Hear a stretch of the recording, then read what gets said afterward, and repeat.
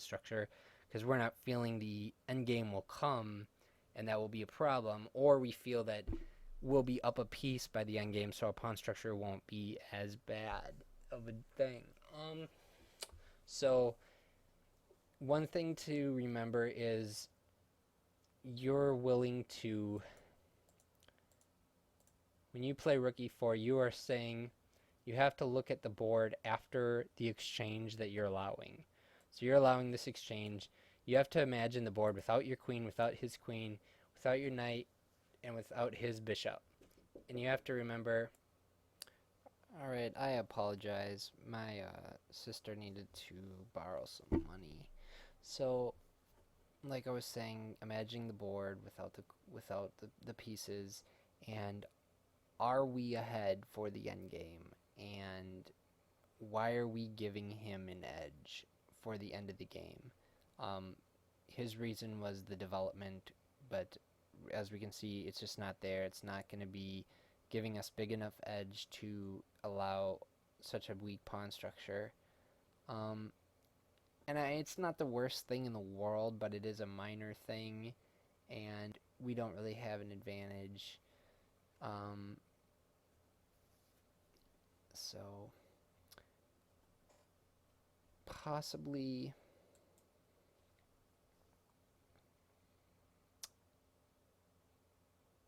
I'm not 100% sure. Just looking at the board, I I might prefer a move like g5 and something like this, um, because his bishop is pretty trapped, pretty pinned in, and we have a pretty strong position. Um,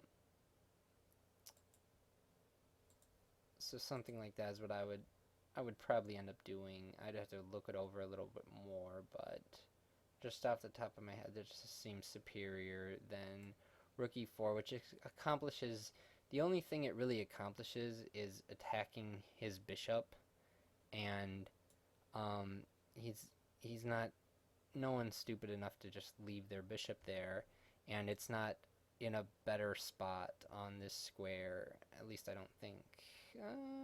No, I don't think I like it on this square.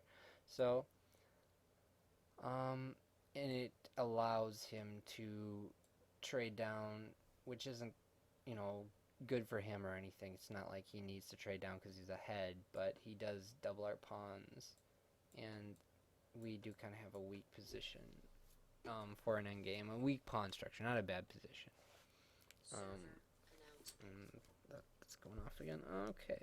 I'm pretty sure he plays e3. Yep, he does.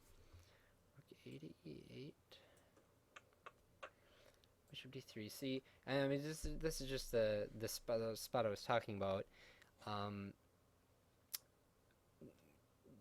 Black is in trouble.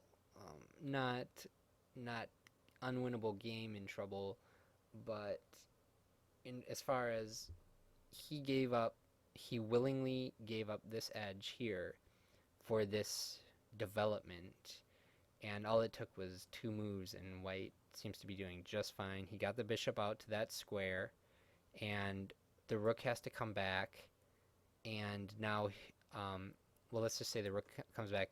He's on a great diagonal. Um, he can do a lot of things. King d2, and then rook e1. He's just got a lot of options. Everything's good for him, and man, I don't know why he keeps doing that. I'm just gonna. So there's no advantage we have over giving him these double pawns. I'll look at the position. I don't see, oh, well, black has a positional advantage because he's developed more, and that's why it's okay for him to have this. I just don't see that. And I hope Trent and everybody else understands that you have to imagine what the board's going to look like, and is it really worth doing? Do we really have an edge? this Trent ended up making a rook sacrifice. He said he knows it's bad. Let's just go over. Hopefully that didn't just. Let's just go over. I think we can still go over. All right. His reasoning for making this sacrifice was because he did not want to allow White's king to castle, and he wanted to keep the pressure on his king. Well, all this really did was it did not put any pressure on White's king. It, if anything, relieved pressure. Not that there was any, and there never was going to be. There was no attack. You're not going to checkmate anyone with 2 rooks and a bishop when they have 2 rooks and a bishop and the position is this closed. It's just not going to happen. So there was absolutely no pressure on the White king to begin with, and we're giving up a rook, and we have no attacking pieces. There's no way we're going to get it. There's no lines possible for us to checkmate him with the other rook and bishop because we now have this open file. It's just not going to happen.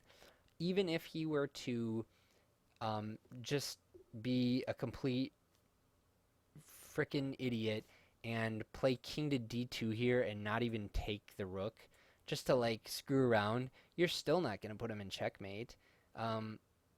There's just no attack. Simple as that. You can't be making crazy sacrifices in such a close position, and you have to have enough pieces to attack, and this is just clearly not. And then as far as castling, he says he's taking away his castle. Well, White does not want to castle here anyway.